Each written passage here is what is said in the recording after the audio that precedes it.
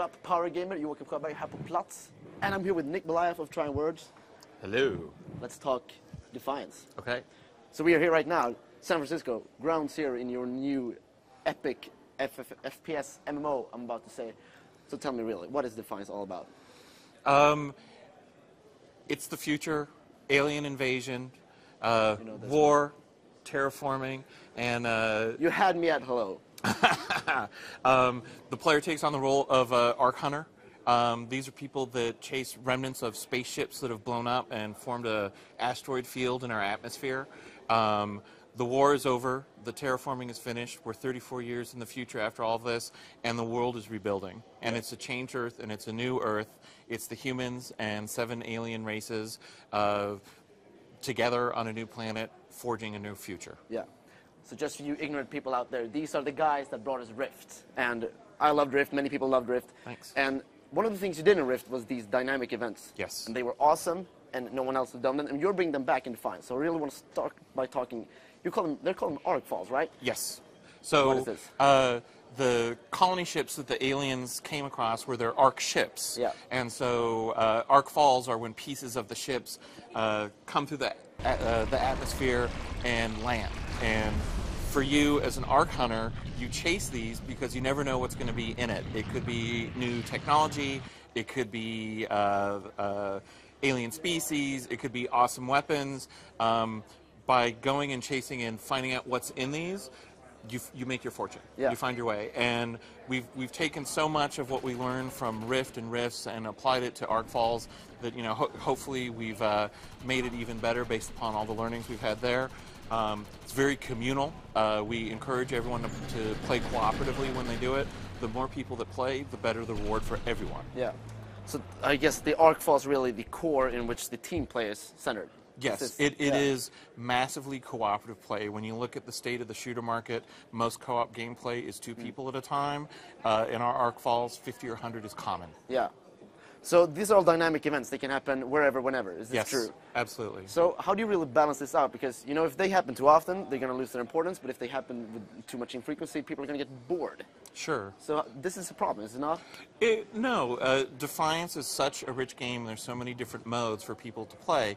It's a massive open world where in this third-person shooter environment, there's thousands of other people in San Francisco. So you can travel from Marin down to Sausalito, have your Planet of the Apes moment when you see the ruins of the Golden Gate Bridge, and then come down in the city itself. That's all giant, seamless open world with thousands of other players. There are Ark Falls where it's these massively social events, 50, 100 players or more. We have the Shadow War, which is open world PvP, where you play capture and hold across the San Francisco Bay Area. There's a lot of emergent gameplay there because you are in the open world. There's all the enemy AI there, as well as your multiplayer challenge. So while you and I may be on opposite sides, the Hellbugs don't care what side we're on and they're going to attack us. What do? Then we have races with vehicles.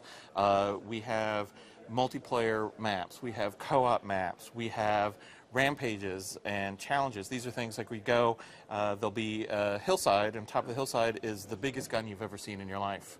And you pick it up and you learn you shouldn't have done that because now you're getting swarmed by tons and tons of hellbugs. Your goal is to survive, kill as many hellbugs as you can until you run out of ammo. It's a king of the hill. So if I go and I've killed 400 hellbugs before I die, I get ranked. Then you come and you kill 500 hellbugs. Well, you're ahead of me on the leaderboard, right? There's so much stuff to do within Defiance. Ark Falls are only a small piece of it. So in layman's terms, yes, there will be a shitload of content. So another thing that we need to talk about is the fact that Defiance will be it's a tie-in with a TV series that will start about the same time as you release the game. So tell us, indulge us about this. So the game actually starts about 2 weeks earlier. Yeah. We introduce the main characters in the TV show in the game. That's the first place you'll get a chance to interact with them. The game is set in San Francisco. The show is set in St. Louis. One of the last things you do is sort of help send the players off from San Francisco to St. Louis.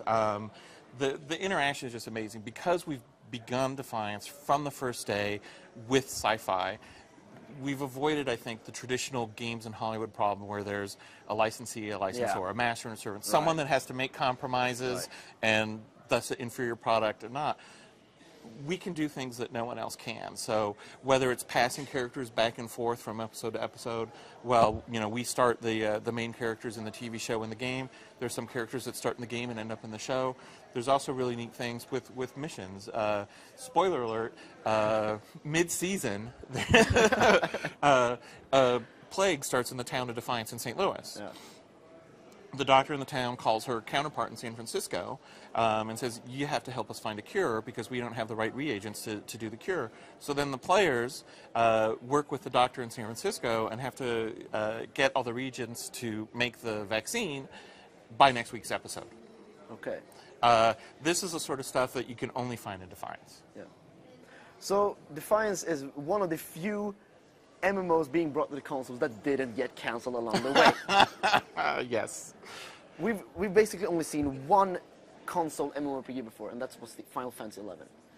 Why is this so hard? Why was bringing an MMO to the console so hard up until now? Just because we did it doesn't mean it's easy. I think that it's a combination of things. It's the internet, right? And the internet. Yes. And if you look at the advent of both of the consoles, it wasn't necessarily core to the experience, and it certainly has become that over time. You know, Xbox Live is huge, PSN is absolutely huge. So I think that it's the maturation of the internet business on consoles been there. I think the other thing is we're stubborn as all hell, and we wanted to make sure that we had a great experience. And for us, there were so many things that drove us to console that we really felt it had to be core of the Defiance experience. One is we're a third-person shooter, right? Yeah. And that is some of the best console gaming there is out there, and we just felt that it's a natural platform for the type of game that we are. And the other one is you really think about this interconnectivity between the show and the game and the game and the show. It really changes what the platform is for Defiance, the IP, to the living room. And if you can just sit and you're watching an episode and you finish the episode and you want to go deep and maybe you want to help, you know, find the cure for that plague, right. All you do is press the input button on the TV, pick up the controller and go, and you don't have to get your butt off the couch. That sort of seamless experience is to us, it was something that we had to make happen. Right.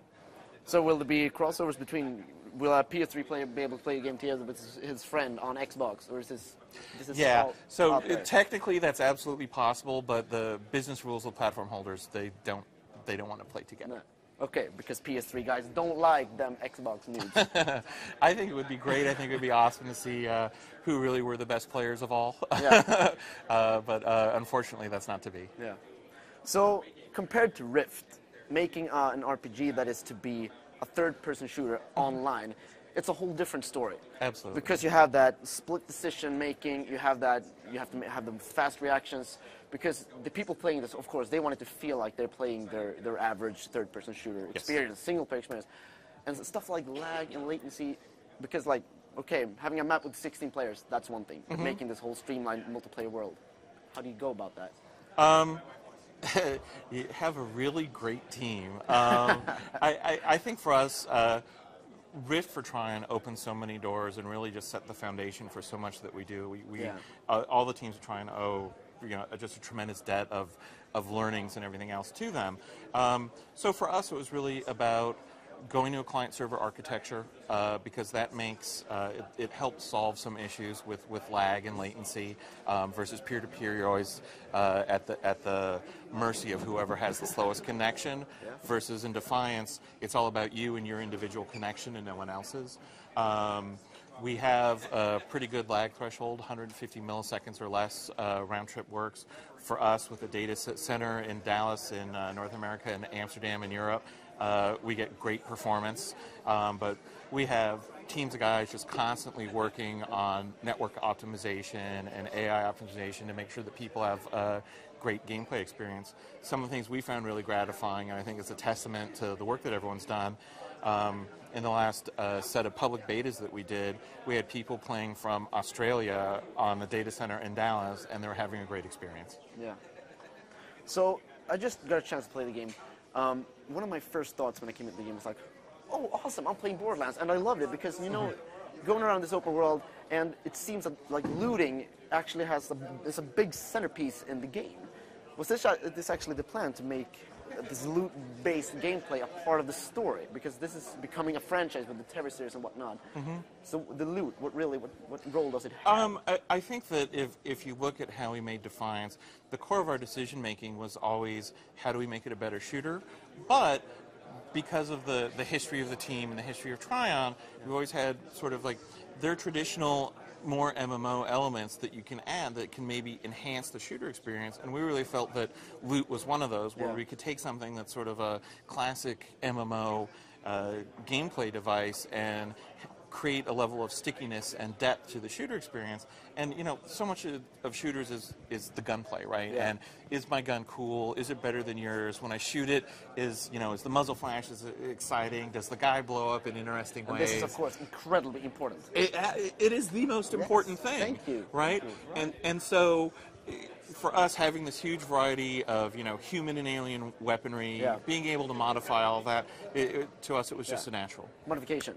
Please Yes. tell us more about that, because it's in the game, of course. Yeah, absolutely. So outside of all the drops of weapons you can get, stuff you can buy from vendors, you can work and make your own. And so you can collect elements within the game and help craft the weapon that helps augment your preferred play style.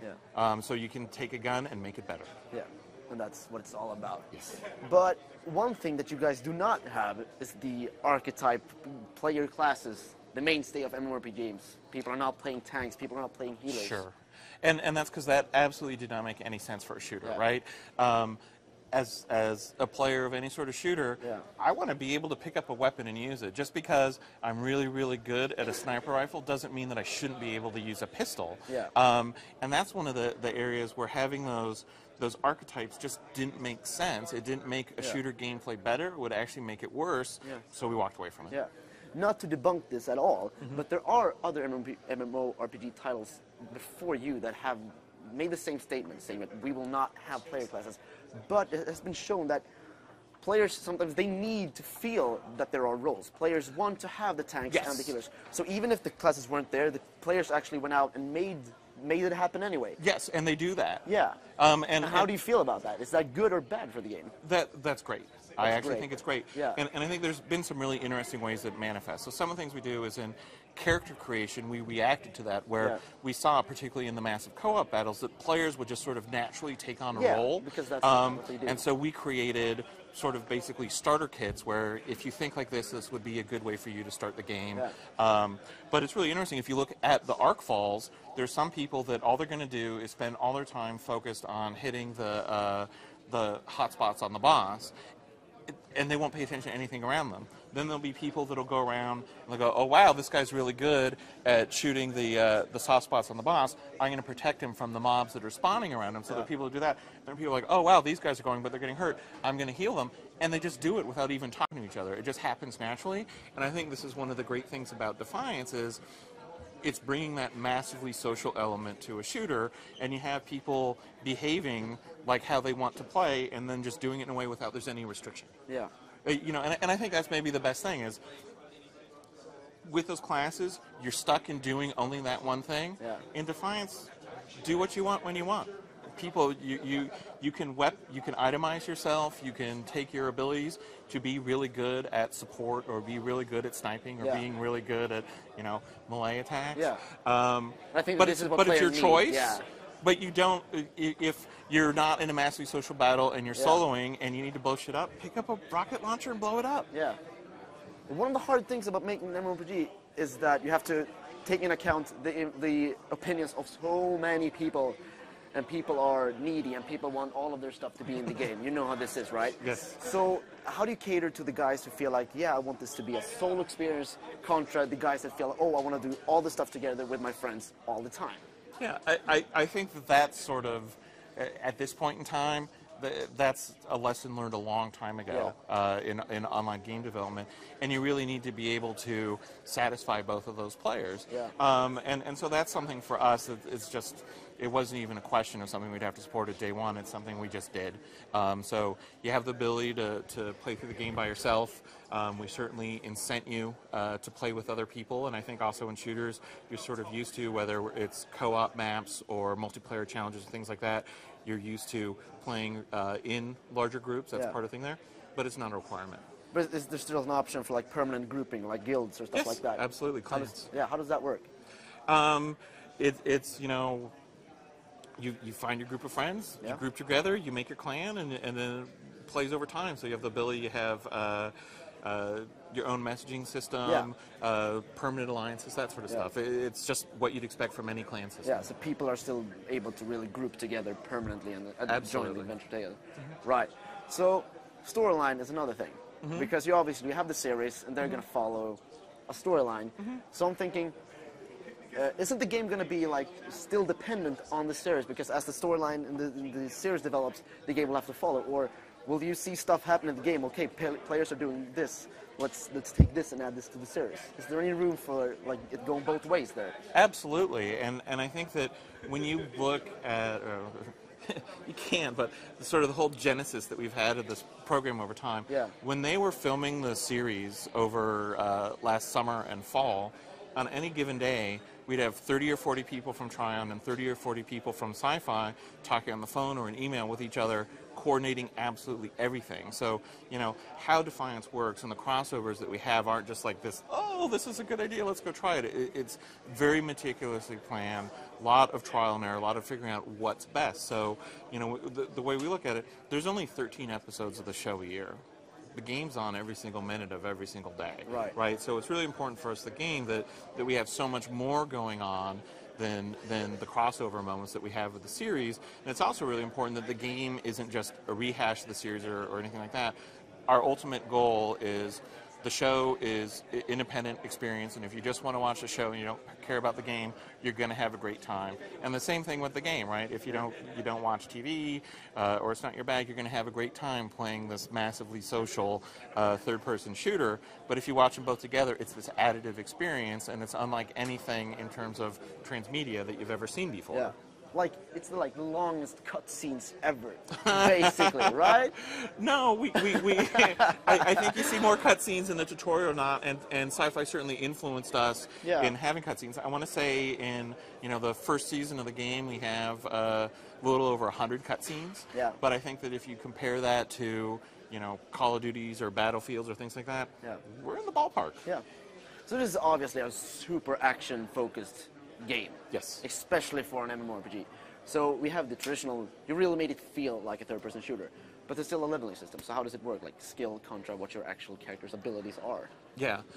So really what it does is it buys you specialization, it buys you the secondary and tertiary abilities.